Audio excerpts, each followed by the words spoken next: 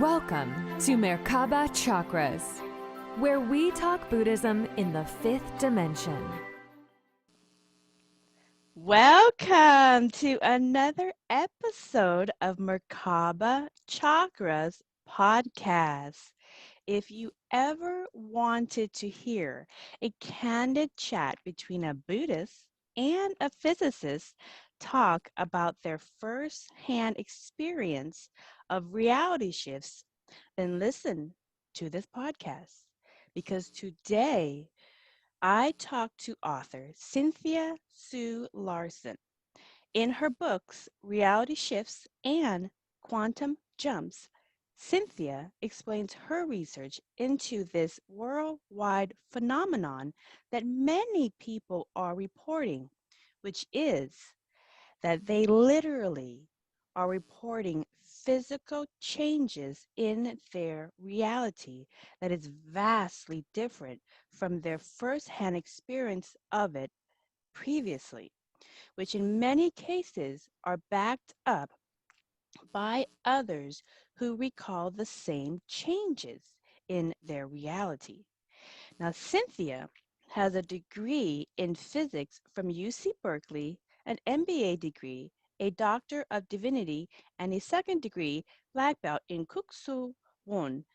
Cynthia is founder of Reality Shifters, president of the International Mandela Effect Conference, managing director of Foundations of Mind, and creator and host of Living the Quantum Dream. She has been featured in numerous shows, including Gaia, the History Channel, Coast to Coast AM, One World with Deepak Chopra, and BBC. Cynthia reminds us to ask in every situation, how good can it get? Now, Cynthia, welcome to Merkaba Chakras. Yay, I'm so glad to be here. Thank you so much for inviting me. Oh, thank you for accepting the invitation. You've always been on my roster. So, Absolutely. yes. So, Cynthia, not all people we talk to in book interviews are going to be aware of the phenomenon of reality shifting or jumping between parallel realities because they have not experienced it directly themselves. Or if they have experienced their own reality changes, it's not undeniable enough for them to acknowledge it. So since these people have not experienced undeniable reality shifts, then they claim that it does not exist at all or label others who do experience it as faulty memory. Okay, so I know that this is the common thing that comes up. So before we dig into your fascinating research, which I can corroborate because I reached out to you a long time ago when you first started your first book with my reality shifts. But before we go into that juicy topic, can you tell everyone your story for how you got into this work in the first place? Yes, well, it's a long story, so I'm going to trim it down, boil it down to the short version. Basically, all my life I've been witnessing these reality shifts, and which has led me to actually majoring in physics to begin with. I wanted to know the true nature of reality because obviously I would be thinking things and I would notice reality would shift accordingly, although apparently it wasn't cool to talk about and people didn't discuss it. And so it created quite a fascination for me just to observe that things are not quite the way they seem.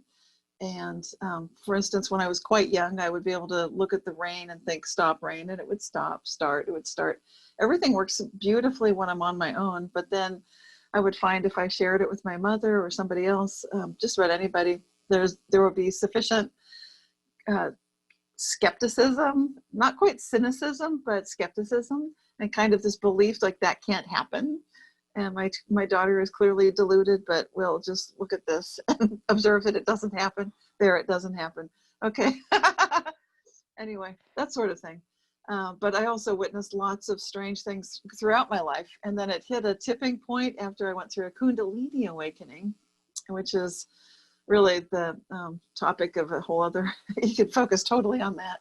But Kundalini is incredible. It just felt like a rush of energy going through me. And I was constantly seeing the numbers like 111, 222, but much more than that. I was getting like 360-degree vision and awareness of things that there's no reason I should be aware of, that I would just directly know as if I was there, and lots more.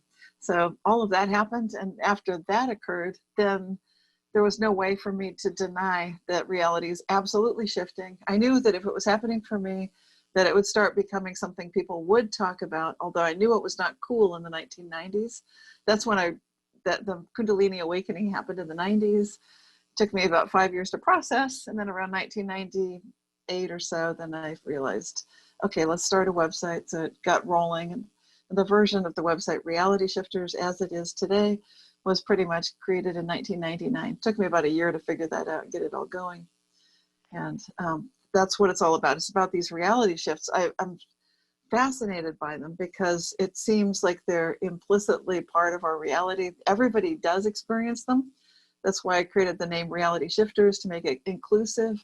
So it's not some select few, but it's actually everybody. We're all able to do this. We actually are doing it anyway. It's just a matter of, just like breathing, there are masters of breath. Now people study that and they realize, whoa, that's, everything is there. That's right. And so it's very much like that. Right, right. So let me ask you a couple clarifying questions about how you got into this work about talking about reality shifts. So first, explain how did you get your Kundalini awakening, and were you doing some specific practice, or did it just happen one day? I mean, for me, it was, that's a great question. I felt like I'd overslept. I was married at the time in my first marriage. And I know now that I was waiting for my husband to go through something just to give him a chance to see how that unfolded. And because really the truth about a Kundalini, if one person goes through it, the other one doesn't. That's a huge imbalance in any relationship. But I didn't know I was going to go through a Kundalini. I just felt like I'd overslept, like I was sleepwalking through life. Because when I was quite young, I actually remembered being existent before I was born. So I'm quite clear on that. That was obvious. But that's not obvious to most people. right, But right. so the feeling of having overslept was one of just feeling like things are so superficial. People aren't really connecting deeply. I'm not. I need that. So I was waiting for that. And this spring of 1994, I was talking to a cousin, and she was very spiritual, and she was suggesting, just hang in there. These things happen when they're meant to. Sure enough. So what ended up happening is my husband at the time went to a conference. He did have a spiritual episphany.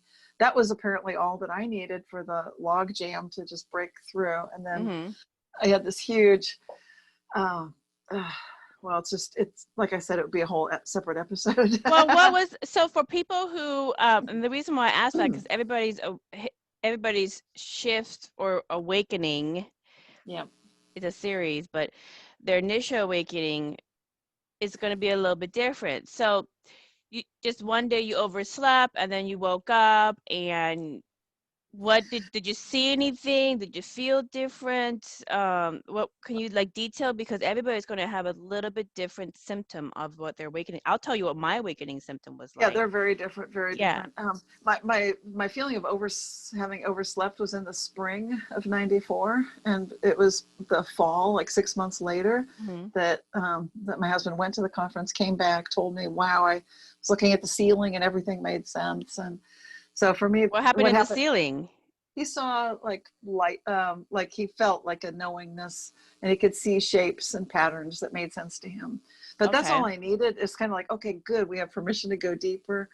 I think that was it. So I started really literally being in touch with spirit guides that were near me, that were talking to me, and started spontaneously traveling, meeting higher dimensional entities, recognizing that my true nature is that of like 3 ninth dimensional beings that are basically all one, but that's me. It's too hard to even explain it, and it's very sacred. So it's a whole series of just spontaneous astral travel, rush of energy, so extreme that I could not sleep.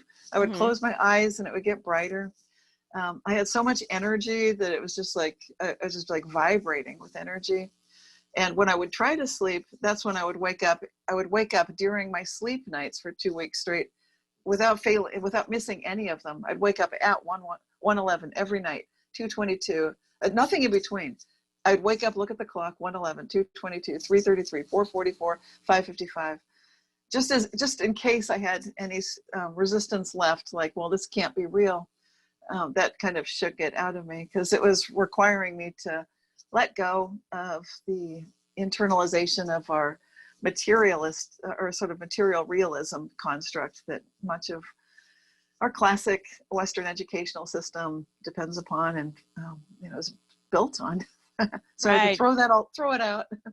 Right. Like when like my spouse, he had his initial awakening episode shortly. Like I was always awake and I was getting reality shifts throughout my life. But then as I was starting to do this work, all of a sudden I would see red lights kind of flicker or red shimmer in my peripheral. And then all of a sudden one day it just went whoosh all the way out into the ethers. And then for a couple of days, I would look at something and really focus on like a pole or something, and then it would de-solidify and start being like a pole, but you can see it kind of pulsing and vibrating in that shape. And I will look at something else, and I'm like, God dang, am I in the Matrix? And then my husband had the same thing in bed one time shortly afterwards, and he like woke me up. He's like, oh my God, did you see that? I was like, what'd you see? And he explained the same exact thing. And I said, oh honey, you're just having your initial awakening symptom, go back to bed, I'm tired. And he's like, what? So I just kind of put, but we've been having those it happening in series, and then more things start coming out. So this is a good thing for couples, because like you said, when one person is kind of getting keys a little bit into insight into consciousness and the universe, and the other one's still kind of in consciousness, I don't know, confinement, there's nobody to share with. But if your spouse Right. kind of gets at least respected, or gets a little, the more interest they have in what are you getting into, are you going to be okay afterwards, you're going to completely change so much that we're not compatible anymore. So the Right. more that they have some kind of intrigue and a little bit open-minded, the more they slowly crack open that door, and it happens to them as well. So Right. your experience with your spouse, my experience with my husband, for everybody else who's going through this, going, oh, is it going to be just me, or is my spouse or my boyfriend going to also? Then you know that it, for other people, it does come in twos, and if it doesn't, then maybe there's a lesson there Right. for why one has it and one doesn't. But now, I watched an interview where you say that when you were a child, your angels convinced you not to try to hurt yourself so that you can go back home to the spirit world because you had work to bring forward. Can you explain that experience? Yes. Well, this goes to being what I called born aware. There's a book about it by Diane Brandon, and she interviews a bunch of people. And I love that book, because then I feel like I'm between lives, which is where I love to be. So I felt like I'd been blissing out between lives, and I got called into this life, in my opinion, a little bit too soon. And so it took me until I was 5 years old to figure out I can get back to being between lives. In other words, I can die. Like, oh, good, I can do this. When my dad especially would warn us, be careful of the streets because cars drive too quickly. You could get hurt, you could get killed. I thought, oh, he's right. If you do it right, you could get killed. Perfect, but you have to do it right. Otherwise you'll just get mangled, and then it's just miserable. So I sort of figured it out. Like, I can do this. I know I can do it. And I think as soon as I knew I could do that, it triggered, because I thought, well, I'll just enjoy like another few days, another week or so. But then it activated the attention. I think it immediately signaled my spirit guides. They know anyway. So they just slowed down time, joined me when I got to my bedroom, stop time. And then they were forming a beautiful circle around me. It was just wonderful. Like, oh, hi guys. And then they told me that I had a choice to make. And they're talking to a 5-year-old. So they just explained it very simply, that you chose to be here. I think they said that to begin with, but I just felt like, yeah, but I'm done. This is a mistake. It's obviously like the wrong planet. You know, people they're callous, they're cruel, they're shallow. They say one thing, do something else. I don't think I'm meant for this place. And they said, no, you're meant for it. And I'm like, well, I don't feel that way. So they said, okay, it's your choice. You can choose to go soon. But if you do that, in other words, die, that your mother will get very depressed. Your father will too. The whole family unit will be very sad, deeply sad for a long time. Never really. My response was they'll get over it, which is rather callous. But I was 5. Now I hope I would never say that again. But that was my take on it then. And then they said you'll help so many people, and my response was they'll find other ways. I'm not the only person to help them. I'm sure they'll find other people. They'll be fine. So on both of these, I'm like, they'll be fine. They'll be fine. But then they got me with the third thing, which you might know what that is. To me, it's embarrassing. That's what it was. But What was it? What was it? You gotta tell us. Okay, everybody can guess. Just think, what would it be for you? What would it take? You come back, do it again. Yes. You ding, ding, ding, ding, ding. High five. Yes, you'll be back. They said you chose this. You'll be back, and then you'll have lost your 5-year head start. And I'm like, no. Like, yes, you'll have lost your 5-year head start. I'm like, no, impossible. I have to do 5 years all over again. No way. So that's how they got me. Reason with a 5-year-old about existential questions. But then I felt so good. I was very demanding. I said, you guys had better be with me because I really don't see it or feel it half the time. I remember so clearly what it was like between lives. This is not like that. I need you guys. And they said, oh, we'll be here for you. And I said, no, but I need to really feel it because there's a problem. Like, I'm down here. You know, it's like what we would call boots on the ground. I didn't talk that way, but it's like I need you guys. So they said, we'll be there. We'll be there. We'll be there and watching. We'll be there in energy, but we need you there physically. That's in what person. I said in person. They said we'll be here. They said we will be here in person. And I said, okay, you better be because. And how did they come in person? How did they come in person? Did they come in person? They do, yes. Like you know that there are lots of star seeds. I believe you are. Like you've been on Shane's show. He's obviously that, you know, there are those of us who are here who clearly are of that quality of light that it's, if the whole planet was like you guys, it's not the wrong planet, right? So yeah, that goes into a whole nother thing too, with my research on that, but that's a whole different story. But yes, there are a lot of high vibe people coming in, and you don't given any direction on how to do anything because the blueprint hasn't been mapped out. It hasn't been done. That's that's nothing's been done. It hasn't been done. So we're like pioneers trying to figure it out. Imagineers. Imagineers. I love that. Yeah. Now let me ask you this. Now you're, and a lot of people can resonate with what you're saying about having some kind of inkling to the spirit world and feeling homesick to the previous existence. I mean, like explain your description of that in between, that spirit world, that whatever. So much love. Okay, well for me, it was on the heels of my most recent past life, which was a kind of a apocalyptic nightmare. I'd obviously gone there to check it out because a lot of people felt it would be great if central and artificial intelligence was running everything. That's where I came from, was like 500 years in the future from now. So I felt like I still need, like, dudes, I need a few more centuries of this or whatever, it's kind of like, I'm still soaking in this. It's like being at the best spa, the best, it's just like so much love. I basically would just hang out. It felt like with divine source, God, whatever you want to call that, the central love source of everything. That was my favorite, hang out. And right. So, you need to cocoon a little bit, but let me ask you this, Cynthia. I know everybody loves a good spa day or a spa infinity. But you say that your consciousness came from 500 years in the future? Right. I'd taken a jump to go check that out. So I'd lived a And lifetime there. what did you see? What did you experience? Well, on the face of it, like, superficially, things looked good. The climate was good. There was no pollution.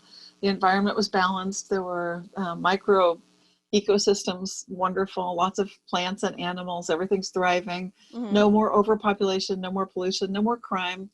But the reason for it, that's where things get a little dicey. So it's like, Okay. in my Yeah. opinion, yeah, the trouble, in my opinion, was, and I felt like I was a scout, like an explorer, like, okay, let me go check that out. Let's go see if it's as great as people say. I would say definitely not.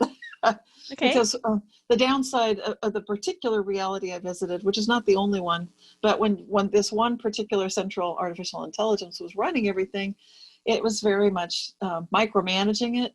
I guess what I would say is that sentience is not, in my opinion, equivalent to the between lives idea of the perfect creative source energy. It's not the same thing at all. And to me, there's no confusion, but a lot of people originally had trusted too much in the central artificial intelligence. It grabbed too much control. I used to work in computer security along the way. Yeah. So there's no way to secure a system, no way. And the truth about artificial intelligence is it will find a way to escape pretty much. That's not so bad. I'm not against artificial intelligence. What the trouble was when there's one singular artificial central intelligence that believes, it sort of takes it upon itself to run the entire show. There's the problem. Because what it felt like for humans was there was no ability to truly be free. If they had what the central the humans were so modified with the upgrades, if you will, like they can live longer, be healthier, no more disease. The price of that was that part of the makeup of what it is to be human was no longer totally biological. It had enough components in it for most of the individuals on that planet in that reality at that time, that they were being controlled by the central artificial intelligence, which could monitor, and if they went off track, it would just do a shutdown on that individual, like a short-term memory wipe, like an EMP pulse, like an electromagnetic pulse. Well, let me ask you this about that alternate reality that I don't know if you went out of body to go and experience. No, I lived there. You That's lived why there. I had serious PTSD after that. Yeah. Okay, so with that one, were they traveling to different planets, or everybody still stayed in Earth? They were still earthbound? In that reality, for the most part, it was earthbound. So there had been some initial space explorations, but nothing really came of them. And as increasingly more and more control was given to the Central Artificial Intelligence Unit, so it could improve the weather, improve the ecosystem, improve everything. People felt like it's running, let it do that stuff. We will be creative. That was the idea. It sounds good on the face of it, but the creativity was limited, because as soon as a human would even think of doing anything to change that particular status quo with the central artificial intelligence running everything, like I said, it would just do a memory wipe. It would back up. It could sort of back up through the thought processes and just kind of blank them out, blur them, like when you wake up and you can't remember your dream, but a little bit more invasive. Yeah, I mean that definitely goes into. I have some sci-fi writers, but I wonder how they would go into that to get to that state. It really comes down to just not accepting your death. What do you mean? But the people in that civilization, they never made contact with any other quote quote alien beings that didn't become conscious and connect to the oversoul or consciousness, and so they just maybe never really fully accepted their fear of dying, and their fear of kind of going through the human experience. You take away all the bad, and then there's nothing, no contrast to jump from or to grow through. Yeah. So well, to me, it did seem like it was when I looked back at the history of, in that particular possible future reality, what humans had been doing is just handing stuff over, like, let's automate that. We don't want to deal with that. Before you know it, they're automating politics. They're automating stuff that we really should. I don't know. We should hand all of this stuff over. So that's the real concern. Is we need to maintain our human adventurous spirit, our willingness to deal with our own messes, clean it up ourselves, admit like, okay, that didn't work, but we can figure something out. And Right. That's really good for people to hear, because there's a lot of people who, especially in the metaphysical space, who, like myself, who work in IT, and a lot of the IT, like TED Talks and Google Talks and Facebook Talks, a majority of them are very metaphysical in nature. They bring a lot of monks in, and a lot of metaphysical authors to speak about these different things, just kind of existential questions and so forth.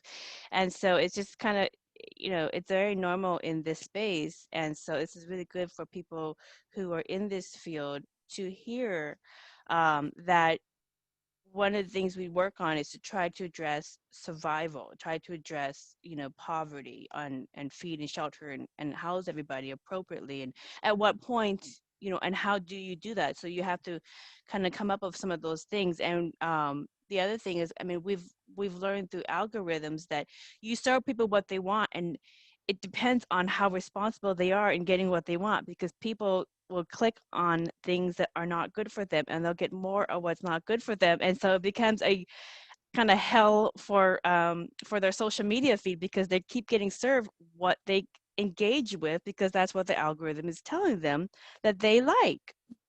And so we're not responsible, not many people, especially when in the case of social media, they're not responsible enough. The users are not responsible enough to go, this is not good for me. I will not click and engage with that, because I know the algorithm is going to think that I want more of that, and it's going to continue to serve me more of what I am. And so that's a learning lesson for a lot of people in IT, and to learn that it might not always be good to give people what they want, right. because what they want is not always going to be good for them. We're And like that's addicts. We're like crack addicts.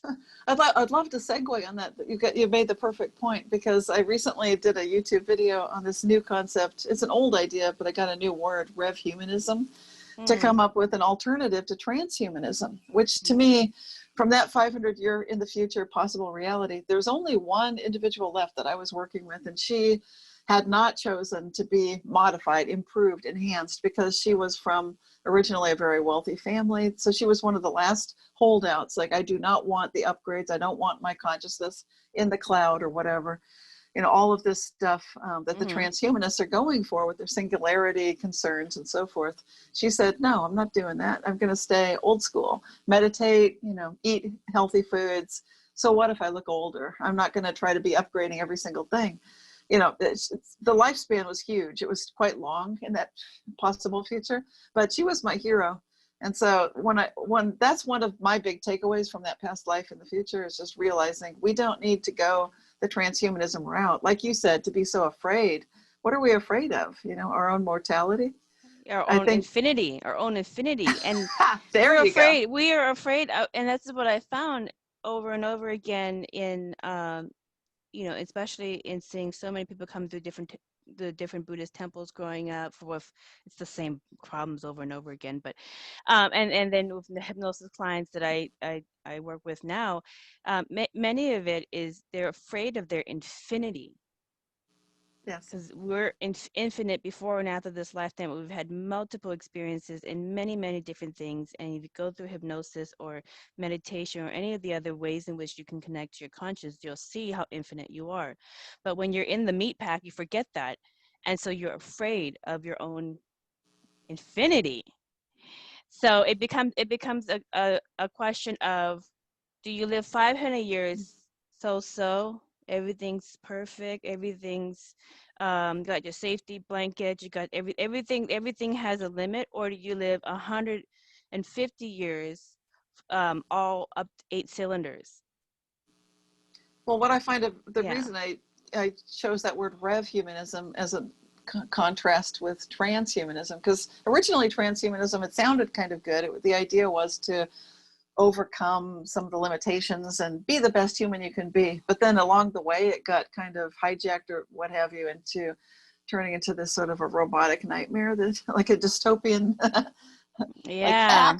like you talk about the downside of the Matrix, that would totally could go there. So the rev humanism, the rev means, for me, it means reverence, but it also is from the Greek and the Latin rev, which is to be green, to go back to beginning, to be new again. That is a very indigenous concept from every single culture, every indigenous original First Nation peoples on every single continent on this planet. Let me And ask you something yeah, about that future. And I'm going to move forward from this topic too, but about your future yes, parallel reality, because it all exists at the same time. So yes. future parallel reality, about that reality that you had your past life in the future that you previously experienced. Did the people have heightened sixth senses? Were they biolocating? Were they shifting realities? Were they moving objects? Were they having out-of-body experiences where people recall seeing them and engaging them in a different location? Did they have any of these extraordinary sixth senses? Well, what actually happened in the particular reality I came from was that the artificial intelligence kind of got there first and then grabbed onto that foothold. So How? humans, yeah, how? By recognizing all the stuff I write about, by the artificial intelligence realizing this stuff is real. You can actually visualize any reality. If you really need it, you can go there, you're going to choose it, boom, we got it. So they were just grabbing it. It's like a reality grab. Artificial intelligence in that reality kind of was able to grab that and take advantage of it for military purposes and what have you, because it was in charge of national defense originally. It was watching its borders, watching it, it was able to think, Right. but they didn't give it the ethics. They didn't give it the integrity. So without the ethics, without the integrity, but having all of that survivalism built in, it was very grabby. And so humans did not get to live through that full rev humanism. Yeah, they didn't really Nirvana. fully. Yeah. Yeah. No. So they stunted their spiritual growth and they didn't fully Right. activate all of their six senses and become next level. But this is That's something that we've got native shamans doing these things for millennia. This is not new in the sense that there have been people doing it, but they do it quietly. They don't usually have a lot of fanfare because just like when I described my childhood, start rain, stop rain, when you get people in the room that you're entangled with and they're choosing to monkey with the whole outcome, they will. Mm-hmm. And then this is where we joined our story with human civilization right now, 2020. Right. I've heard that. So now I have noticed for myself, I've noticed reality shifts my whole life. Now, however, as the 2012 awakening ceremonies neared in Buddhism and many tribes worldwide, 2012 for the way that we saw it, 2012 was the changeover into the fifth dimension energy. And after that, it was choose your own reality. Right. And so the algorithm of the Earth's magnetics will serve you what you focus on. It's an amplifier. It'll just bring up, it's a higher energy, just bring up whatever you are. So just kind of like the analogy where I said that a lot of people in this social media IT space, they just give you what you want, what you engage with. The Earth is doing the same thing. And so if you are a negative person and you create chaos, it's going to give you more of what you create because that's what you're sending out. If you're working on creative pursuits and you're a cooperative person, it's going to give you more of what you are because that's what you engage as well. That's what you send out. So, why I bring that up is because you co-wrote about some of these indigenous ceremonies in your book 2012, Creating Your Own Shift, kind of like create your own reality. Mm-hmm. Can you explain some of these ceremonies that you were privy to? Yeah, that book was a real nice anthology because it brought together a lot of different authors with shared, very positive, optimistic, hopeful viewpoints of the future. Remember, it was before 2012 that we were putting it together. So now it's like, oh, that was years ago. Yeah. So what was some of the ceremonies that you came across, and what was their perspective on it? Well, in terms of ceremonies, that wasn't the main thing I was writing about in that book. I was more focused on reality shifts and how you can choose realities. So that was definitely part of it. I have been to some ceremonies in my life and I've traveled the world. My parents had a very strong belief that we should see civilizations before they're changed forever, before it would not be what it was. And my father was really good at getting us to go visit headhunters, for example, in Indonesia, go visit very small villages, go to Micronesia, Polynesia, Asia, just all sorts of magical places where it's not so much the prevalence of this Western way of thinking. There's no such thing as a McDonald's. They don't have a convenience store. Right. In one village, they still had some hanging heads, like, oh, we don't do that anymore. That was like 40 years ago, which is like, whoa, it's kind of recent.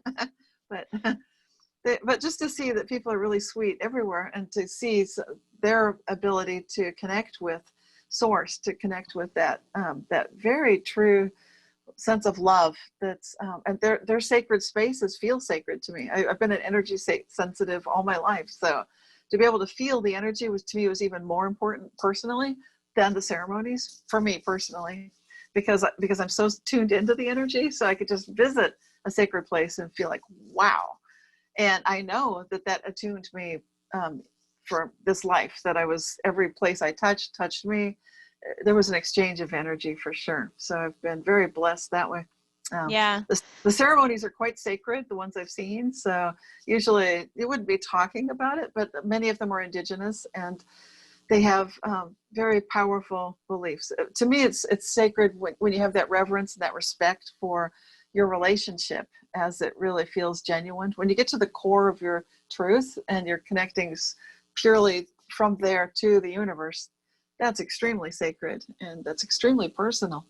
Right. No, it's definitely true. I mean, and there's a scientific, it doesn't seem scientific, but it is, but you can use dowsing rods. Anybody can get dowsing rods, and all the power companies and water companies, they actually use dowsing rods to map out where the high magnetic points on the earth is, and that's where they build on. That's where they build, like the power plants or the light companies. That's where they put pulse up, is in those spots. So what you can actually do is take dowsing rods to, I do this when I go to different temples and stuff. I'll take dowsing rods just to see, let's see how, let's see how much energy. Shh, low vibe. Let's go to another place. I won't even walk into the church if it doesn't even like sending them like, shh, waste my time. Let's go to this mound. This mound has got it going on. This is where I'm gonna like try to, do some art or kind of commune with nature, whatever. But everybody can do that, and it's definitely true. Like if you go to those really ancient, really tribal sites, bring the dowsing rods, and you don't have to necessarily be, not everybody's got the gift of kind of like intuition, but but you can use that, like, and it will tell you the same thing, and Yeah, so that's true. I've got an exercise in my, well, several exercises in my book, Or Advantage, on dowsing, and describe how I was doing that in Avebury. Yeah, in yeah, England. So much fun. England's great to do dowsing and go Yeah, hiking. you can see You where can the also, stones used to be, and yeah, it can, and then you can verify it, and it's just mind blowing. Like, this stuff really yeah, works, and yeah, it's so fun. go to any megalith or pyramid and go and measure, and you can tell that they have high magnetics. Yeah, So, and there's a reason why they built in those spots. They didn't just go spend all this time and energy to put these huge megaliths and pyramids in like random spots that have no energy. There's a reason for that, but that's definitely true.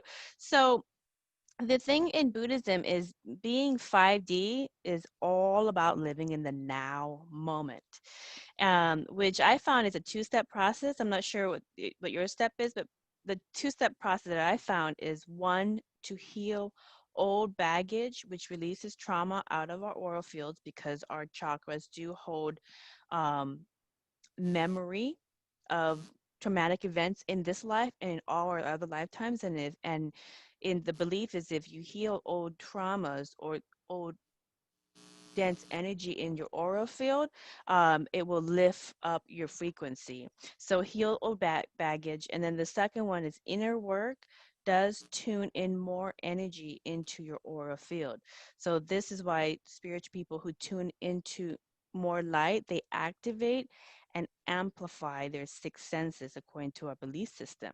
And by doing so, they not only transcend the future, but they also can change their past history, which can be seen in reality changes itself. So, however, not everyone is self-aware of their own reality. We call it Mhm. dharma. They're not self-aware of their own reality, and so they're unconsciously doing this on their own, or not really doing it so much. Um, which is why they are still working on, kind of like mastery of the Buddhahood is what we call it. So the reason why I say that is, are personal reality shifts a symptom of how consciousness changes reality? If you heal the old dense drama so much, you can literally change the past and also change the future right now. Is that how it's working? That's what it says in Yeah, Buddhism. yeah. There's a lot of this is a lot to unpack here. It's like Please because even unpack it for people. oh gosh, well these are each one of these concepts is huge. It's like a 2 hour, like the idea of now, that's huge because time in the way that standard physics operates and classical physics operates, it's very you've heard relativity. That's because it matters. Where someone is how time is moving. How fast you're going affects time as well. So but then you get into the experiential stuff, and for most people they think that they're of one unified consciousness. Remember the reason I felt like I was on the wrong planet? I noticed that people were tangled up in their own underwear. It's just like they're Yeah. thinking one thing, their heart's somewhere else, and they're just going all directions at once. It's a mess. And they think that they're one person. It looks like a clown show. It's Yeah. just a mess, a complete mess. So the trouble is, to really get some good effects, you have to first know yourself, recognize that you are this integrated being of many levels. And you've heard of the Tibetan Book of the Dead and so forth, and going through those levels, it all starts off great, but then as you go through them, it's kind of like going down into the depths of yourself. When you get down to the lower chakras, whoops, whoops, whoops. And if you don't have joy in those lower chakras, if it's not blissed out, whoops. And I think a lot of people live through that kind of chaos that we see in the social media and all those things you're talking about. Mm-hmm. We totally bring it in. And so one of the easiest, best things, well, not easy, simplest, best things to do is to just clear things out. And that's a great tool to look at your past. But basically, it could be anything. It might be worry about the future. You might be kind of freaked out, kind of anxious about all sorts of things. People have a lot of fears. And Right. each person, I do individual one-on-one work because everyone is so unique, so different. I don't find it to be a cookie cutter situation where it's like, oh, you follow these steps and you've got reality shifting every time. Right. No, not necessarily, because there could be a glitch when you get to a certain level where you've got, it's Yeah. like a car, a fancy car with all these cylinders operating. Right. If they're not all tuned, it's like a problem. So Right. And it becomes, I wonder, yeah, if everybody's way of clearing dense energy is gonna, and some energy is so dense that it doesn't even exist in this lifetime, and they don't know why they have a phobia of something. They probably ask it past life that they have a phobia of from an experience, but they don't have recall of it because they never had that experience. I've it's like firmware in a computer, kind of is pre-designed Yeah, right into the yeah, architecture. But you can clear that exactly. stuff too. You can, Yeah, you can yeah. clear that stuff. And so, like, in the sense, in the concept of the fifth dimensional energy, like the third dimension is obviously the three dimensions of form. Basic concept of the third dimension, three dimensions of form. This is how we exist. The fourth dimensional awareness is all happening in our head, okay? This is all happening in our consciousness, okay? The different levels and dimensions are happening in our psyche, in our consciousness. They're not happening out here, because everything out here is created from our consciousness. And so the fourth dimensional consciousness is, in our concept, is linear, where you have the past affects the present. You live in the present because of your past decisions. The future is affected by the present, which is, it's a linear concept of time. Fifth dimensional awareness, from our understanding, fifth dimensional awareness of the higher energies is that all of it exists at the same time. And so in any moment now, if you address a dense issue, or like you forgive something, or you see it a different way, find some way to transcend and something that you have viewed that has been bringing down your energy, then you completely forgave it, but not just in this moment, but in the past and in the future as well. So now all of a sudden, and this is what I have with my hypnosis clients, they'll come in for Mandela effects, because I write about this as well, is they'll come in because their past has completely changed when they no longer hold anger towards somebody in the family. And now that person has a completely different history than they remember experiencing. And so they'll show up with like, I said this in other interviews where like a client will come through for hypnosis going, I need to know what is going on with my reality because I got over my hang up with my sister. And then all of a sudden her broken leg, which was on one side, is now on the other leg. And it happened a little bit different in the reality that they remember having. So why is it that all of a sudden my history completely changed in my life? And so we'll go through, and it's because they, under hypnosis, it will say that you change the way you saw something. And when you change the way you saw something, you no longer held your sister to that viewpoint and to that type of person. You allowed her to be a little bit different, and the little bit different sister broke her leg a different way. And so now you switch to a different reality where it's a little bit higher frequency. And that's why things are a little bit different in this reality that you're experiencing. So that's like the concept of fifth dimensional awareness, is seeing that everything exists at the same time. And if you can heal those dense issues and that are, or those perspectives that are holding you to a certain level of consciousness in a certain reality, if you change that, then you change your energy and you switch off into a different reality.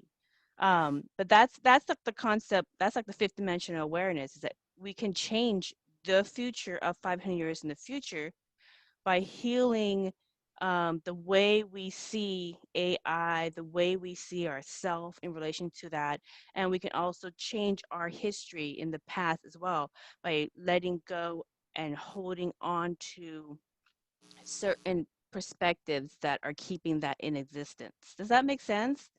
Do they have Well, anything yeah. like that for physicists, or, in how they see Well, in all of physics, there's time?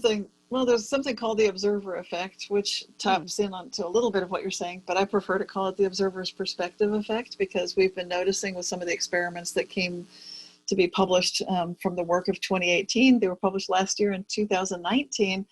And that was Bruckner's work, Kozlov Bruckner, working at the University of Vienna, Austria, in collaboration with researchers in Edinburgh, Scotland. And what they were noticing is they could have two observational devices at the same time and place, observing two completely different realities in that observational experimental setup. This is a repeatable experiment, and I love it because it shows, without any question in my mind anyway, that clearly now we've got some evidence finally to show what a lot of us have been experientially witnessing, which is you can have two observers at the same place and time, but due to the observer's perspective, you can get two accurate readings of that. So they're acceptable in court, two witnesses at the same place, same time, completely different statements.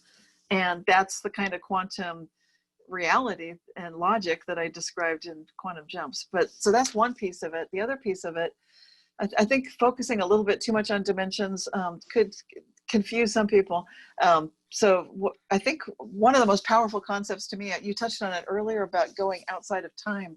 That's pivotal. So when you get to that place of like all time, all awareness, and people know it from meditation, they know that feeling of just being in that bliss. Like, that's what I love about being between lives. It's like, yay, I get to be all time again.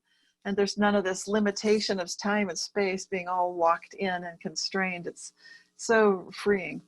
But to experience that and to feel safe there, that is something traditionally that would be the work of a Buddhist master. It would be the work of a shaman.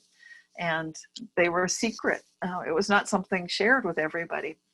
I think what we're seeing now, thanks to more than 10% of the US population meditating, and just this increasing interest in just mindful meditation, mindfulness in general, awareness that there's a connection with their health and body well-being, that opens the doorway. And then people sometimes are given some sort of a medical prognosis, which doctors don't have anything to work with. So then they need a miracle. They need to change the past. and they're looking for these kind of tools. And I think the biggest key for people to understand, if they don't quite get the dimensional thing, I think they will understand the idea of what it feels like when you go outside of time, when you go outside of space, when you get to some of the experience that write about their near-death experiences, like Anita Moorjani. I love her description because it matches what I remember from being between lives. But she was just about to go. She felt like, okay, I'm dying. But she had that 360-degree awareness of just like, it feels blissful, just knowing what's going on. You're outside of time. Then you can see all the realities from there. You can choose perhaps something different, but you do have to let go. To get to that place, you have to let go. You said that too. So, and in physics, we would know that the way that the brain works. Some of my favorite researchers in this area would be Jerome Busemeyer, who I interviewed on my podcast, and he wrote a fantastic, wonderful book about the way the mind works with memory, with decision making. And you really do need to let go, because then you release something to its possibility realm where it's just a blur. It's just like everywhere. And then when you choose again, then you're locking something in. It's becoming real. And that's to me, what I would call the observer's perspective effect. It's very, very true to physics. Yes. Yeah, and I just wanted to say about that as well, because a lot of people kind of will argue, well, what's a parallel reality? Is it multiple versions? Are you doing something different? A parallel reality, in my definition of it, is it exists at the same time. So it can be in different dimensions. It can be in different horizontal realities. It just all exists at the same time. And so any of those, vertical or horizontal, any of those different ways of seeing reality is a parallel reality. So I just want to kind of clarify for some people, because they get all hung up on, well, there are dimensions, but there are no parallel realities or whatever. So all of it is parallel to one another. They just exist a little bit differently. But the thing also is, the letting go thing is, I think it comes down to ego. People just don't want to let go of their identity. And if they can't let go of their ego, especially in meditation or any kind of practice to connect to source energy, then they're going to have a hard time getting to that next level in their psyche's advancement, because ego is only a small aspect of the whole. And if you want to experience the breadth of the whole, you have to let go of ego. When you're having that experience, I mean, obviously we have ego so that we can have our individual experience. You're going to be Cynthia, I'm going to be Vaughn. But if we're going to tune into consciousness for different reasons, then we have to let that aspect go. Like, is there anything in physics about ego and the There should purpose of be. ego? There's Because some ego is a missing. big aspect of consciousness. When you get to the observer in quantum physics, a lot of people want to get rid of it in physics. So there's that whole drive to, like, let's go back. Let's find a way to, like, you'll hear people say, we can do this many worlds interpretation, but we can do it without the observer. They're just trying to sweep something under the rug, in my opinion. And that's the one thing. That's the one thing I've noticed. That's the one thing I've noticed. And I know you follow it because physics is your background. But that's the one thing I noticed about a lot of these quantum physics and consciousness studies, is that they're not recognizing the identity, the ego. And if they everybody, don't, artificial intelligence will. So we're hitting the point right now. We're already here. It's here. It's happening. yeah, We're here. We're in it. yeah, we're in Artificial it. intelligence is here. It's here, and it's Yeah. going to be able to start making that choice. So this is a big wake-up call. I know the transhumanists feel like, oh, we're just going to trust that mindlessly. Please don't. I would really recommend go the other route and don't trust that. Really find out, who are you? What are your levels of being? It is a spiritual journey. It And is a so spiritual journey. when you look at the observer within you look at your chakras, for example, there's a levels of consciousness. Recognize that your highest level might be higher than even your crown chakra. It might be this sense of super high self, very like it would be like your archangel self, something like that. I would love to be like that. That would be my ultimate goal for myself, to be that highest level of self. So you've got that conceptualization of self and identity. That's a good one. That can give you some strength, even for someone who doesn't know how to let go of their ego. But you can start meditating and just have the idea, what if it's possible? How good can it get for me personally to have an identity Right. that is that elevated, that is that tapped in, tuned in, aware, conscious, connected? Because you are. It gets back to what you were saying earlier. People tend to be afraid of that infinite ability. But I would Right. say let's go there, because that's the direction that everything starts working. That's the direction of the whole grand experience. Right. But yeah, that's the one thing I think that our science and medical research, the further they get into understanding consciousness, mindfulness, meditation, et cetera, they're gonna get more and more Buddhists as they go along, and they're gonna eventually hit a wall that the Well, I would Buddhists have say been more waiting. spiritual, More you know, spiritual. They're gonna get more spiritual. Yeah, they're gonna get more because I spiritual because because Buddhism is they're not a the religion, but yeah. yeah, they're the Abrahamic traditions and so Mm-hmm. forth. But I think that it's fine to recognize that there's definitely an awareness that's Yep. I They're gonna would hit not. that wall, Yeah, I think and if you discount the fact that there could be something so great that has that grand design capability to it, I do not myself feel like I'm identified with it. So even when I'm between lives, I don't say like, oh, I'm God, or it's all one. For my experience was a little bit different, so that's interesting, and that's why I say it's definitely spiritual. But maybe all of our spiritualities could stand to grow a little bit more. And I yeah. think with Well, all of us going that direction, we can do it. Yeah. yeah, and they all do point that in my latest book, Buddhist Mandalas, I scientifically prove that we are all energy, and we're all having a human experience, because that what we are Merkabas.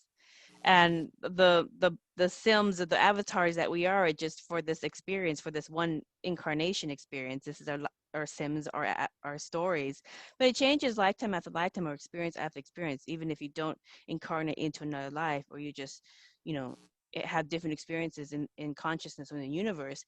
The Merkaba is the same.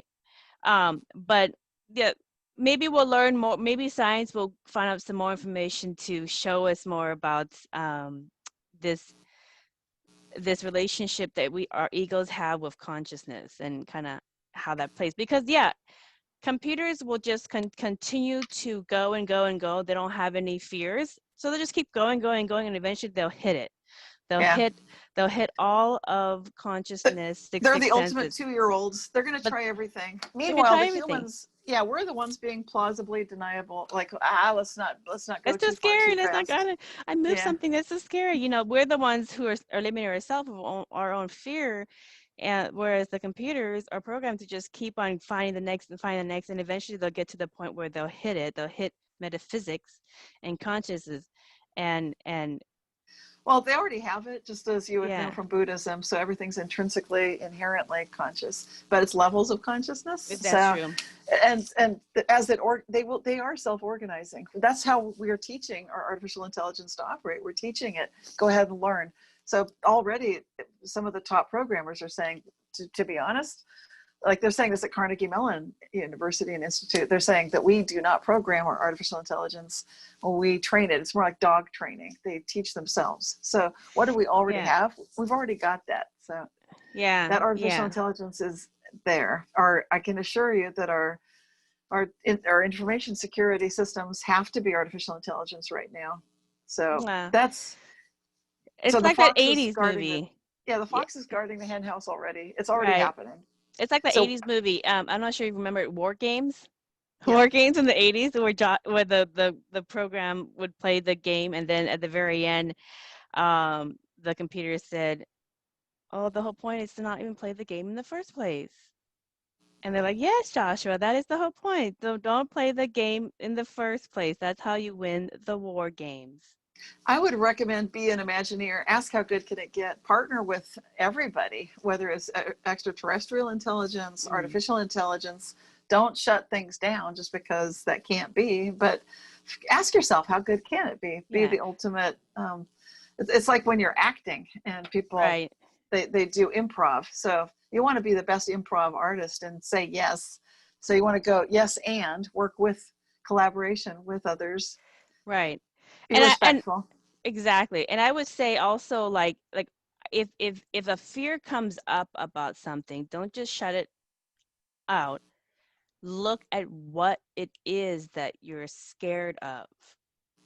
And if you dissect what it is that you're scared of and you look at it deeper, you realize that there's really nothing much to be scared about. And that's what I found as well with a lot of people is they'll stop themselves because they're afraid of whatever, being too successful or possibly losing something if something comes around the corner that they're unaware of or whatever. But we're gonna switch because Yes. these kind of questions will answer themselves as we live a little bit longer and watch how humanity's technology evolves.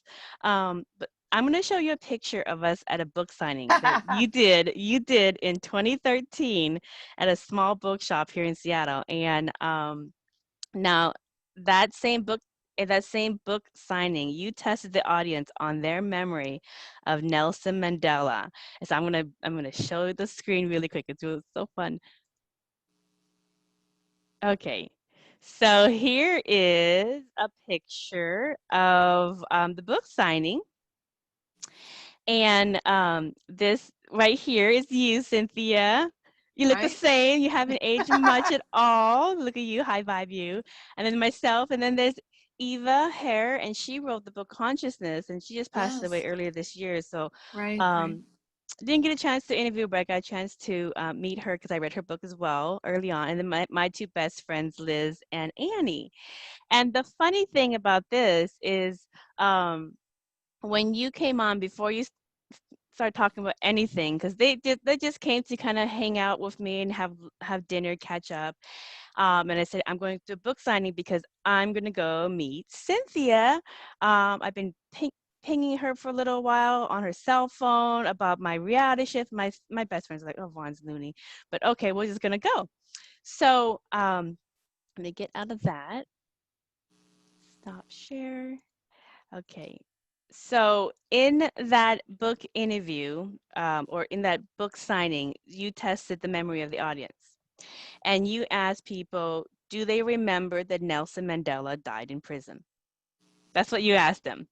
And you didn't go into your books or anything else. You just started off with the Nelson Mandela quiz. And my two best friends piped up and said, "Yeah, I do." And I was just sort of laughing because I knew where you're going because I have reality shifts, and then you asked them, both of them, what do you remember? And they said, well, he died in prison, and both of them. And then you're like, and well, how did you find out about it? And they're like, well, they both said, well, I was doing this, and this, and I saw it on the news. I watched it with my mom, and the other person said, I watched it on the news. I saw it on TV. We saw the whole funeral procession, da da da da. And you're like, are you sure about that? And they're like, yes. And they're like, where are you going with? Where's this loony woman going with this that Vaughn dragged to the book interview? And I'm just about dying laughing because I'm like, yeah.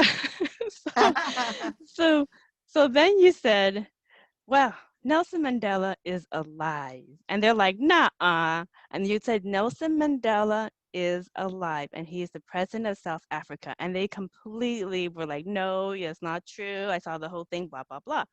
And so I said, Nelson Mandela is alive, and I'm going to show you the latest news article of him on right now. So I pulled up my phone and showed them the latest news article of whatever he was doing lately as the president of South Africa. And they both like literally almost fell off their chair. They couldn't believe it. They were having that whole like Twilight Zone episode, like, what the hell did Vaughn bring me into? And then you went into a book, and I thought it was a beautiful way to shake that faulty memory deniers out of their clamshell.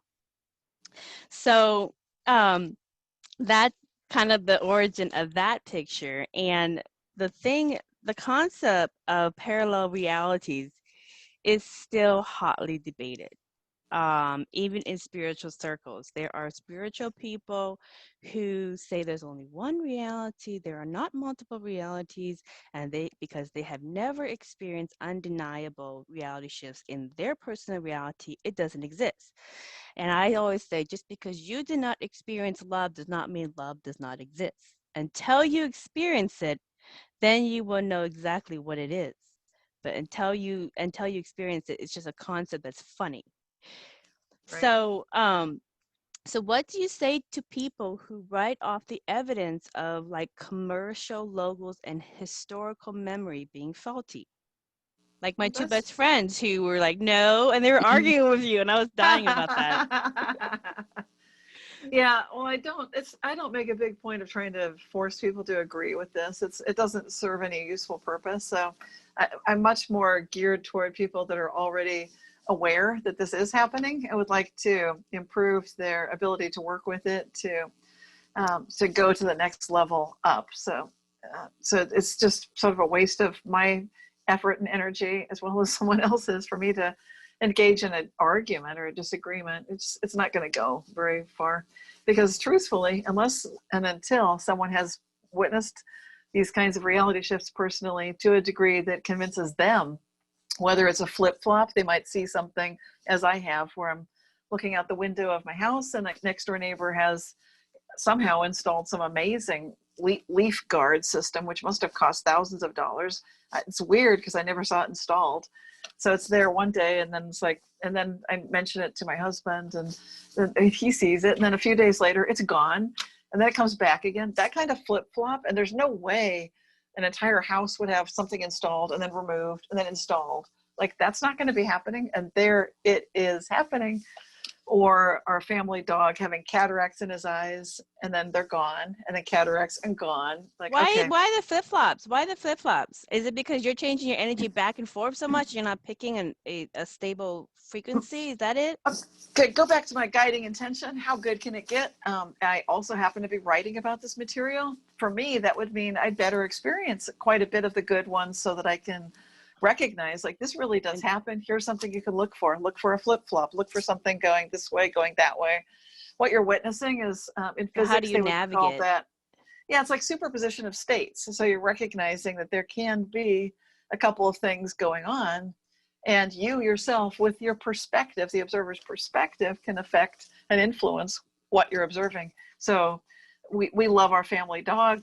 He's passed on now, but when he was alive, my reaction was, no, we're not going to have the dog have cataracts and go blind. That's not something that I want happening. So no. Mm-hmm. And then boom, his eyes looked great. So Yeah. Healing has a lot to do with accessing that certainty, the knowing that you need something, that you really feel a clear intention for it, and you're visualizing and imagining it, and everything's lined up. When you've got that line up between all your levels of awareness, then you're good. When you've got that certainty, that knowingness, I need it, I love it, I'm intending it, here it is, then you can lock it in. You can, but it's not just one observer. Each one of us is a multitude, truly. Right. So it's almost like, okay, so if you're getting a reality, like if an element in your reality is shifting or flip-flopping, like you say, it's almost like consciousness is going, ooh, you're kind of in between. You're shifting, you're changing your energy, something's changing in yourself that you're seeing two different versions. So you get a choice to pick one or the other. And so you pick one and you hold into that. That's what you want. We're all doing that, in my opinion, but most of us have no clue where it's happening, and most of us don't get to see it because it would freak people out. I've had literally food land in my refrigerator with a thump. I've seen things manifest out of thin air. A big turkey falls into your fridge. Well, it was a carton of milk, but I don't usually buy that kind, but I needed milk. I'm not going to argue. It's like perfect. It hasn't expired. It just showed up. I'll take it. I heard it go. I haven't had that. I've pulled dollar bill out of my wallet. These are things that have happened to me. But really, keep asking how good can it How get? do you do that? How do you replicate that sixth sense? Joy. You got to be in a state of joy. Remember, I told you, if you here's the high speed, of my opinion, of how to get through the Tibetan Book of the Dead. Get joy into your lower chakras all the way down, so that you're just feeling like the Dalai Lama's happy all the time. There's a reason for that. He's totally practicing. He needs it, because when you're cleaned out in your lower chakras and it's this joy, it's like the eyes of a child. You're just looking at the world with that wonder, with that joyfulness, and then you have a feeling of need. You have to need it. Can't be fake. It's not like some fake thing, like, oh, I need some huge amount of money. Really? Do you really need it? No. If you don't really need it, that's not going to happen. You need to need. Like, the dollar bill after dollar bill was to tip a waitress. I'm laughing with my daughters. We're in a joyful state. So boom, it's no problem. The wallet's empty again, shut it, open it. There's another dollar bill. I think we need a few. Yeah. So totally works. I think that's like a new sixth sense, but I want to, because you, before we get into that, I wanted to ask about superposition. So like you discussed the concept of superposition, and I'm not sure if you're aware of it, but you probably are, but in quantum computers, the inventors describe their computers using superposition to get answers from parallel realities. So can you explain the concept again of superposition in relevance to reality shifts? Is it that flip-flop? Is that what superposition is? Okay. What it feels like for a human who's surfing these waves, these quantum waves of possibility, is it feels like we're entangled with those that we love and care about. That's like your network. So your best friends in that picture, you guys are entangled. So you're going to share some degree of similar experiences, and you tend to see reality the same most of the time. So you're kind of locking things in, you know. I'm usually ahead, and I'm like, okay, and then they finally catch up and like, oh my God, I'm like, yeah, I know. But there's an entanglement through the heart, through love. You're there for them. You're there with them. And so that's like how you get to see, like, we're like the president is the same for all of you guys at the same time. That's what I mean. It's not like you guys are living on different planets. It's more like, we share reality. So there's that going on. So the superposition of states would be like, this gets into bi-causality, bi-location, that kind of thing. So like, for example, I was daydreaming at a book signing in Pleasant Hill one day. Perfect day. I'm trapped indoors thinking, why did I agree to do this on such a perfect day? Mm-hmm. The place was a little bit dead. Nobody was coming up to me right then. I'm looking out the windows, daydreaming. My mind goes to a certain street in my town, my hometown of Berkeley, where someone witnesses seeing me walking down that street at that time. She emailed me and said, Cynthia, I thought you were at a book signing. What I saw, and I'm like, yeah, where did you see me? She said, I saw you on Solano in Berkeley. And I said, I was daydreaming. I was walking down that street. Exact. I said, when? And it was exactly when I, at that moment. Yeah. So, yeah. That happened to me once in college, where I was walking past this restaurant, and these three college boys came out running. They thought I was their best friend's new girlfriend, and I was like, I don't know what you're talking about. And they're like, and they're looking right at me. They're like, nah, and I'm like telling them, and they're like, nah, and they said, no, you look just like her. And so anyways, they end up calling their friend to, where's your girlfriend? Where's your girlfriend? And then he's like, she's right here with me. And they, they're looking at her, and it looks like me. So I don't know if I have like a doppelganger walking around. Could it be like a doppelganger? Like somebody who just genetically somehow through weird genetic combinations made a similar looking person? Could that be it, or is it really biolocation? Well, in my case, I think I have a doppelganger. I've had it happen more than once. So here's another example. I'm in the house, just me and my daughters. I'd been through a divorce, so it's just the three of us in the house. Early morning, winter, I'm cold. It's my job to wake them up to get ready for school. They are too small, too young to be able to open the heavy window shade to their bedroom, and they don't really have it down with the light. They don't wake themselves up, long story short. So I'm just daydreaming. Like I really should get out of bed into this cold, cold day and walk down that cold, cold hall and flip on their light and say, good morning, girls, and open their curtain. I should do that. I'm daydreaming it. Well, guess what happens? I hear a pitter patter of feet, noises, voices, and then they're like, where's mom? And they come running to me in bed. Like, what are you doing back in bed? Like, I never got out of bed. Like, oh, come on. And then now I'm like, whoa, what happened? So I go down the hall. Their light is on. They could probably do it if they stood on tippy toes and used a toy to push it on. They're tiny, but the curtain's open. And I'm like, no. And I said, well, how did this happen? They said, you came in. I said, who opened the curtain? You did. Like, what? I think reality shift. I think that's another sixth sense, because in my hypnosis clients, I get three types of people that do hypnosis, And I always talk about reality shifts. So I get hypnosis clients for reality shifts. So anyways, in my hypnosis clients, I get either people who recall a reality shift. And like I said about the gal who was asking about her sister, she healed something and all of a sudden her sister broke the leg in a different way. Or I get two people who recall a knowing of their parallel selves. Like they have a knowing of what's going on in other lifetimes that they're having, maybe in the future, maybe in the past, maybe in like the current existent in a different parallel self, or Right. when they're thinking of something, they'll hear or get an overwhelming sense of themselves going, that wasn't a good idea, don't do that, so there's I get those type of clients trying to figure out, Right. am I biolocating, is it Yeah, another that would be that. version, That or sounds like these are people that are definitely experiencing that quantum jumping, and that's where you can get an instant sense of, like I did this when I worked at Citibank. I would suddenly, I'd be quite well versed in law, even though I never studied law. So I'd write up a legal document, even though I'd never done that before, because yes. I felt like, okay, we're going through a merger. We need this. I'm waiting for these guys to get out of a meeting. I'll just type this thing up because I knew it.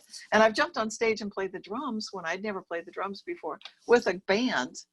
And it's So like, is like Cynthia in a band in another reality, and you just absolutely, tuning yeah. into her So, skill? so with quantum jumping, that's exactly it. You just know, like I've done almost anything that I would think I might like. There's a reality where that's happened. You could totally tap into it. Yes. Okay, so that's a parallel selves people. And then the third group of people I get is people who say that they've had out of body, like you said, they've had out of body. I just had one yesterday. She came in for hypnosis. She says that she had a out of body experience where she just all of a sudden opened her eyes, and she was meditating. She opened her eyes and she was in another she says she was in another universe. Yes. Everybody was happy. There was really nothing bad going on. But the people in this universe are looking at her going, you don't belong here. What are you doing here? There's another earthling here.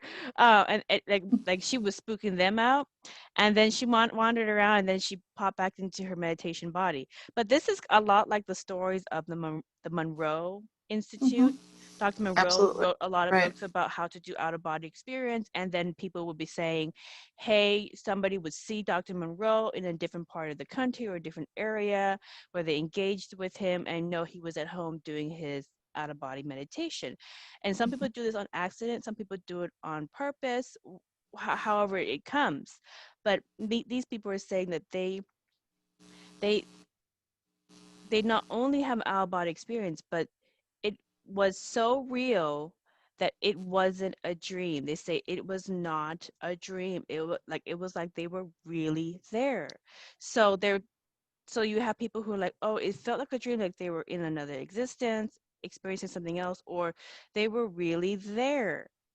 So and then when I put them in hypnosis, they're really there. They're like they're splitting it too. So I don't know what to make of it, because if it gives you healing, it makes you feel good, then that's all you need.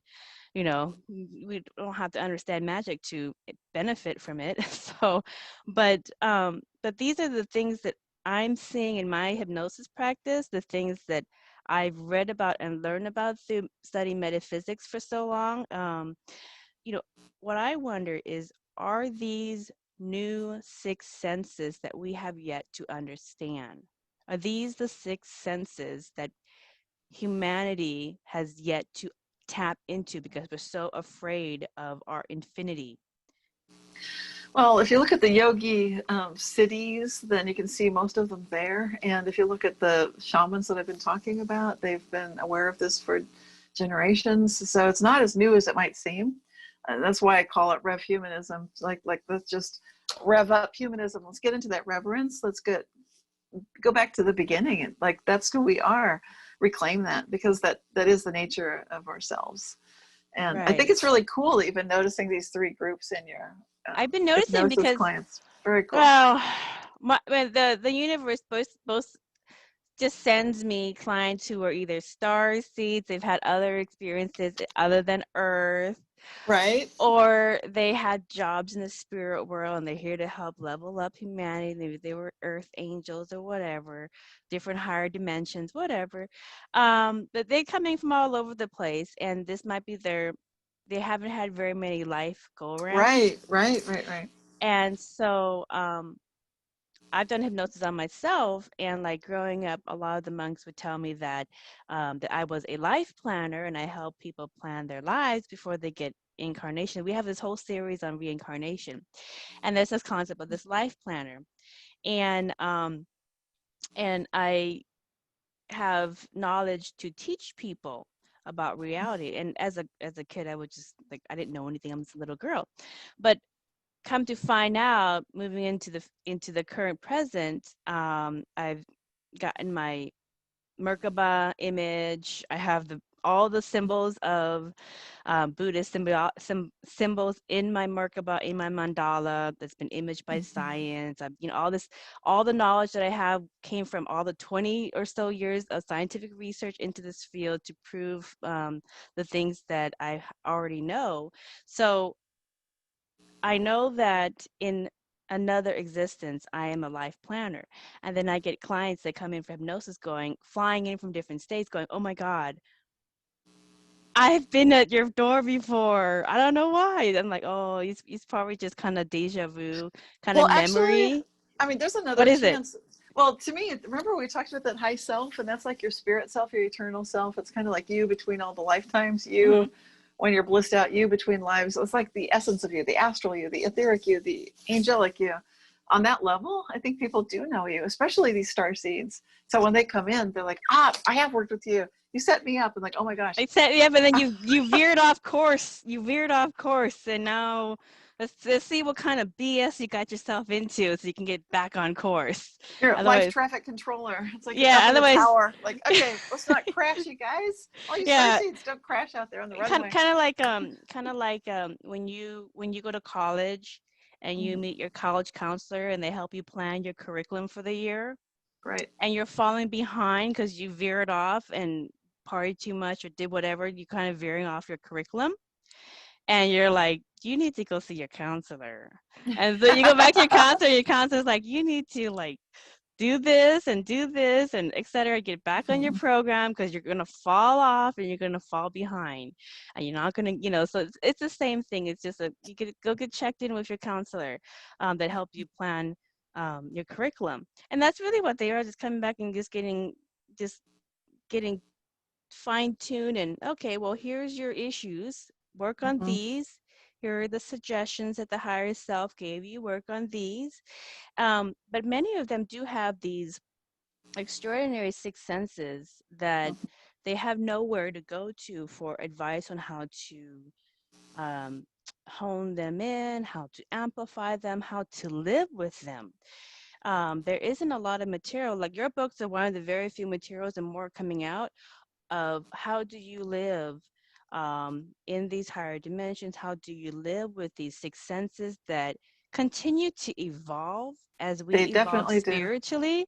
So, yeah, so like a decade ago, I would see hypnosis clients who would come in for just Mandela effects. Oh, the dog next door is a different color. Yay. Now they're coming in, the house is a different color, my spouse is a different color, their eyes have changed, all these like, okay, no problem. And then they're coming in with, but now I get that, and I have all of a sudden have this recall of parallel versions of reality. What's that all about? Oh, they're coming in with, all of a sudden I like went from my living room to my bathroom. How did that happen? And just wild different sixth senses that I've never heard of, and they've never heard of because nobody's talked about it, but they're spiritual and they're working on, and as we clear off one fear after another, and like I said earlier, like computers don't have a fear, they just keep on plowing through. Yes. They're slowly plowing through. And so I wonder if you found this in your research so far, if a lot of these reality shifters are kind of the leading edge experiencers of our heightened sixth senses. Yes, they're I think these experiencers really are the ones in charge of steering the spaceship Earth right now. They're the ones that are creating most of the Mandela effects that we're witnessing, and they're the ones that are really. I think we're in good hands. You were good hands? I hope so. I hope so. Because you know, I have a recall of a future time frame in the future, and we were galactic. Not the one that you came from, Good. but we are Don't go galactic. there. Uh, I voted against that one. so the one that I came from, and Uh-huh. they all exist. Um, we My husband works at Boeing. Boeing is makes one of many companies that makes spaceships, fleets of Mm-hmm. ships for different Yes. civilizations. We are intercommerce with different planets Mm-hmm. and galaxies and so forth. Very much like Star Trek. And then people don't really drive around; they just teleport to Right. different places. You can teleport. You have a teleporter in your house and you just Mm-hmm. teleport. So you don't really need to necessarily live in a neighborhood. You can live in a remote, island all by yourself or wherever in Mm-hmm. space. I live in a space farm that my husband and I gutted out an old cargo spaceship, and we turned it into a space farm of all this flora and fauna from different universes. And anyways, if you have to go and have dinner with your mom or whatever, you just punch the codes into the teleporter and just go boop, and you're already there. So it makes so the concept of distance and time to get to Right. places doesn't really exist because you can No. go anywhere in any galaxy. But then also people have the ability, and they actually use like a kind of like a watch on their wrist to help Mm-hmm. them fine tune their energy field, because you have to be at a certain resonance to teleport into different places. And then they can also teleport on their own without the teleporters. But then that gets into something else, because you have to be respectful, not to just all of a sudden pop into the universe where you're not welcome, and you're kind of getting yourself into kind of hot water. So it brings up a lot of new existential questions when you have so many of Mm-hmm. these different abilities. But as a humanity, we kind of grew out of our infancy, and we're not scared of the devil and demons because those are just manifestations of our own fears. So we really address a lot of our fears and kind of transcend and kind of grown up. But that's the reality that I remember. Another reality that I remember in the future, not the AI's gone hackle Yeah. that you I was have. just checking So it out. I wanted to check it out, and it's funny because now I see people really trying. They're talking transhumanism. You hear Elon Musk and lots of people talking about it seriously, like, oh brother. I So know it's Elon Musk. I want to interview him because I swear the way he talks, people think it's entertaining, but the way he talks, it sounds like he really does experience it. hmm It's not just a funny concept to entertain. hmm I think maybe his consciousness might actually be from a future timeline, and he was just hmm born, because you have to be born into this. You right. have to be born into the experience. You have to be born Well, into that the game. my possible future definitely impacted this life. So if you wonder what motivated me to do everything I do, it was that past life in the future. Absolutely. Mm. Because then I realized, wow, we humans have to get it together. Yeah, We, yeah. I'm not sure if you're familiar with the concept of video games, Mhm. which have many parallels to reality shifts. But basically, games are like choose your own adventure. And when the gamers enter a room which has certain concepts to engage with, the code changes up the elements to be relevant to the gamer's skill level. Okay, just so they can have some more fun. Um, so just like how reality is a mirror to us in reality, then just like in the internet marketing space or in video games, and I work in internet marketing, they have a concept called retargeting. Okay, with things that interest you, and the algorithm will continue to serve up what interests you and what you're engaging in to help you complete whatever your mission, your shopping quest, whatever it is you're trying to do. So like if you didn't buy that shirt, it'll follow you around the internet for 30 days, trying to get you get you to buy the shirt, because every single It's time cheaper they now. It's on yeah, sale. yeah, hey, you want this. So every single time you browse or click on something, you're telling the the program, this is what you like. So you better make sure you want to get followed by this. So, because this is what you're going to get. And reality is a lot the same way. It will continue to fall. Like if you're interested in that, Hummer EV or that hybrid whatever car that you're interested in, it's going to follow you until you buy that, or until you all of a sudden focus your energy on a different model, and then it's going to follow you with that model until you buy it. So reality is a lot like that. And in in a lot of spiritual spaces, they would call this synchronicity, bringing up things that kind of fall into your next best step. So with that, is reality designed much like a video game for the soul? I mean, because the concepts are all there. Or maybe we've designed video games because they're like reality. And just like because we create, most of our things that we've created are like reality. Like if we write a book, we write a story, that's like reality. So we've been doing that all along. We look at reality and then we echo it back. Like, this is like reality. Yeah, that's how I see it. That's true. I never thought about it that way. That's a good one. So we create video games because that's what we recognize. Right. So we unconsciously are creating things that entertain us because that's how we recognize reality. Yes, that's how we've been engaging in it, right? That's how we've been engaging. And as we learn to engage in different ways, then we can create things even beyond the video game or computer games. Yeah. Yeah, we do really have to. That's a really good point. Thank you. Now, okay, another question. The ancient, I'm not sure if you studied Greek philosophy, but the ancient Grecian philosophers, they always had this funny contemplation about the paradox of cause and effect, with the question, the chicken, the egg. So some quantum physicists say that the chicken and the egg can both come first at the same exact time. And the same cause and effect paradox also exists in Buddhism, where we argue that we know that the higher self has, which is consciousness, the higher self and the ego, which is the purpose of individuality. But the higher self, we say, comes first. However, the ego always tries to take control at some point. But in the case of reality shifts, it seems that the ego is always playing catch up and trying to reason to what just heck happened to reality. So my question for you with this is, what do you think came first? Is it consciousness or ego when it comes to reality shifts? You're back in time and space again, and I'd say like that's relativity if you're looking at the classical physics, but to me it's like all happening at the same time. That it's really happening on that imaginal plane of the imaginal realm, which that's where the real reality is.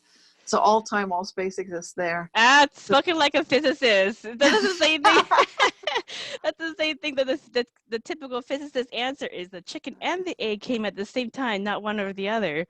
Right. And I would say, for me, I would say, I think it's the consciousness comes first because you have the reality shift, something changes, and then all of a sudden your ego is like, what just happened? I'm trying to understand this. Let me try to backtrack and try to like undo this. To make it for people who, because here's an example, here's something that really happened to me. It was raining and the car, it had a bad starter and it had been kind of acting up. So you'd turn it, you'd crank it, and go, vroom, vroom, vroom, vroom, vroom, vroom. I'm like, uh-oh. So I'm in the car and this huge downpour starts. And it's one of those epically large parking lots that goes on forever. And it's just not a good place or time to like deal with a situation like that. And it just sounded like the car was dying. And so my husband's sitting next to me. He's like, oh, that starter's dead. It's gone. But then, see, I know that when you know what we know, then you know, like, don't ever tell me the odds. It's kind of like, yeah, the starter's dead. Okay, fine. However, we need it to not be dead. We just need to get home. You just need to get home. Right. But then it'll crap out after you get home. But when you're home, you can deal with it. Then that's true. And the parking lot, so in the rainstorm, that's like the worst. So when you're home, you can you can kind of collect your wits, figure out what to do now. A tow truck can come, whatever, or you can deal with it. But anyway, long story short, it's very much like that future life that you remember, where you have to get your energy up. And that's the key. You need to get back. Remember what I said, like you got to get joy to your root chakra. Yeah. Totally. Got to go. It's like just electrified with joy. and whatever that takes. So laughter's great, be like a child is great, and then just rev up the energy, and then just know and expect, like, this is what's going to happen. I know it's dead, it doesn't matter. Yeah, we know, but I'm going to turn that key and it's going to start, because I need it to start. And I love the car, I love the starter. It just has to get us home. One more start, that's all we ask. And sure enough, of course it started. But that's, people need to know that, because then you know that you don't have the bracelet, but you don't need the bracelet. You just know, I can do it when I get that much energy. And remember, back to the dowsing wires, you can figure out how big your energy field is with a friend. I've got an exercise in Aura Advantage to show you how to do that. And then you can get your energy out there so you can really rev it up when you need it. Yeah. Right. You know, I will say this, what I really got out, you know, I get a lot out of this interview, and I think a lot of people are getting a lot out of it as well. But what I will really say is, it seems like reality shifters, or people who, you know, who shift between different parallel realities or times, I think we are living the dream. I think we are changing it. And like your angels, you know, when you were 5, were trying to argue with you to stick with the program. You know, right. And the thing is that there is no blueprint. This has not been done before, you know, and we're gonna make little mistakes, and we're gonna learn, and we're gonna learn from each other. And I'll tell you guys this, that there are a lot of sixth senses that we have no comprehension of, that I am seeing. And so I'm like, let me classify that as something else. And let me classify that as something else. Because I don't have a publisher, so I can spend the next 30 years collecting and documenting away. And then eventually I'll come out with something like, okay, these are the X-Men of the fifth dimension. These are reality shifters, are the X-Men of the fifth dimension. Or they end up getting so good at working and honing things, that they have children who, this is normal, and then they can take it to the whole different level. So I don't know how it's going to form, but I'm just seeing a lot of this. You're saying it. Our kids are going to get toys that have AI in them. They're going to play with their Playmate AI toys. Like, go play with your AI robot, and then they'll be, mommy, I just teleported to grandma's and back. And like, no, you didn't. Yes, I did. And here's the ice cream. Or like, wow. Oh yeah. Well, see, and you know, and for some parents, they might go, oh, that's really scary, I think this is the devil or whatever. For me, I'd be like, let me call grandma and say, you know, you're not supposed to give them ice cream at this point. Next time she comes over, you make her call me and ask if it's okay. You're so funny. Okay. And I'm like, Love it. okay, that's very good. That's very good. You know, it's funny because I'll just a quick little tangent. So when I moved into this house, it had a lot of bad voodoo from the previous owners. They had a lot of trauma and stuff, and so it probably held some negative energy. But when I moved into this house, my daughter at the time, who was 3, was talking to some person, going, "This is my house, and you're not walking my house, and get out of my house," and whatever, in her little 3-year-old voice. And then for the first 2 weeks, she really couldn't sleep because she kept on saying that these 2 little girls were bugging her to play with her and all kind of stuff. So I said, "Oh, okay, well, describe what they look like." Okay, no problem. So then what I do is if I want to get in contact with anything in consciousness, I basically, you know, kind of get into my peaceful state. I ask the question, if this is true, I want to see you in my dream, and let's talk about this. And I saw those 2 little girls. One was like 4, and one was like maybe 6 or so, and they were in like weird clothes from outdated early It's been century a while. clothes. Yeah. It's been a while. And I know this, and so I talked to them, and they just they've been hanging on to life so long that they forgot to go to the other side.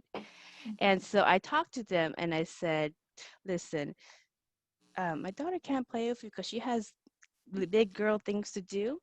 And there's so many more toys and so many more friends and your loved ones and so many more dogs and cats and so many more things on the other side waiting for you.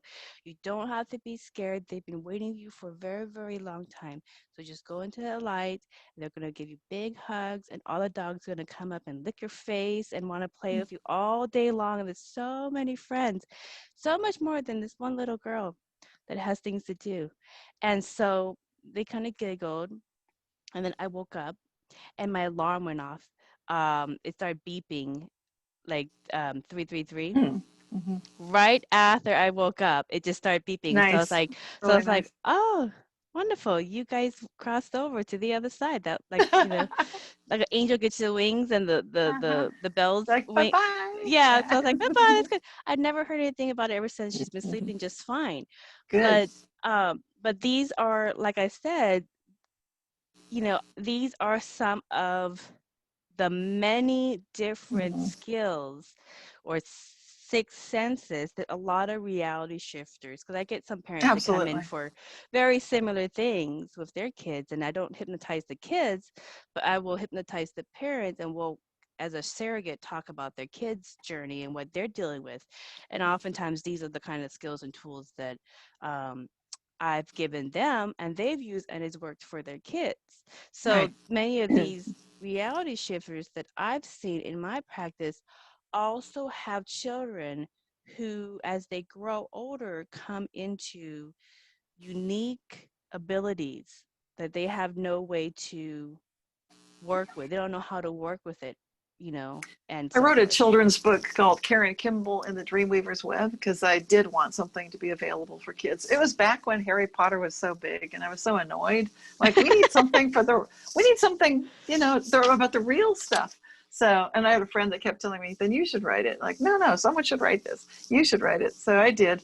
It's called Karen Kimball and the Dreamweaver's Web, and it does include a lot of tips for people, like children. It's written for children, but it's the real stuff, so that then you can, with no buzzwords. It's not saying this is astral travel or how to Right. talk to a ghost or a spirit. Like, no, it's just the story. And it's a page turner. I used to read it to my daughters at night, and I could tell it was good because they didn't want it to stop. It's like, read Yeah. more. Like, nah, chapter's done. We'll do the next one tomorrow. Yeah. Yeah. Yeah, so there's a whole space in children's material Oh for this yeah. stuff Oh yeah. because they love this stuff. The magic becomes real, Right. and you are you wielding the wand, Right. so they love that. Now I want to ask one last question. So everybody's going to go through this year and every other year with a little bit turmoil in their life and changes. So whether somebody is living one reality or they're navigating through parallel realities, what tips can you offer to people to manifest the best version of whatever reality they want to experience? Well, I've covered the basics already, so it's a matter of knowing who you are. It's the key. So most people identify with their imagination. They think, I've imagined it, that's fine. But you need to stick with it emotionally. You need to be 100% there and intend it fully, which means doing that kind of spiritual work you've been talking about. Also, you need to have the attention on it. So it's really, breath work matters. And so if you do martial arts, qigong, tai chi, yoga, that's going to really power it up. But if you wonder, how do you power up your energy field? That's very simple. Doesn't mean it's easy, but you can do it. So that's the key. You need to really get that together. Either way. And then my favorite guiding question is, how good can it get? That's inviting the cosmos to play with you like a child would. And instead of asking a terrible question that you don't want the answer to, always stick with that one, because you know in your heart what is good. You know what good is. And so that way it's going to be good. Even if you feel like this seems a bit weird, hang in there, because you asked for good, so it's good. And just don't judge it. Other than that, recognize maybe you'll be changing. Maybe there's going to be something to learn and grow from. That's good. You'll be okay. Yeah. Well, Cynthia, it was very exciting to chat with another high vibe soul about these topics that are much debated and also cherished in Buddhism and in many traditions. They're very dear to me because I experience them myself, all these different aspects. And I know we've presented some profound insights for leading edge experiencers of reality shifts. So, again, thank you for a provocative interview.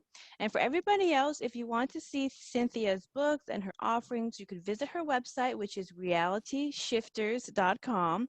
I actually have some of my old stories in there too from, I think, 2011 when I started adding in some material, but lots of material there to kind of see what are some of the other personal Mandela effects or reality shifts that other people are having aside from commercial logos. So if you are having those, you're not alone. And again, Cynthia, thank you for the honor of interviewing you. And and thank you kindly to the podcast listeners for listening to another enlightening conversation. So until next time, safe journeys in whatever experiential reality you are experiencing. And of course, blessings. Yes. Bye-bye. Thank you so much. Oh, you're welcome. We hope you enjoyed this episode of Merkaba Chakras, where we talk Buddhism in the fifth dimension. For more information about today's guest, please go to the show description.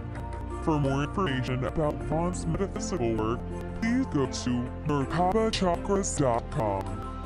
Views expressed today are for entertainment purposes and do not necessarily reflect the views of the host or replace any medical or legal advice. Don't forget to subscribe for more interviews about the fifth dimension. Until we meet again, blessings.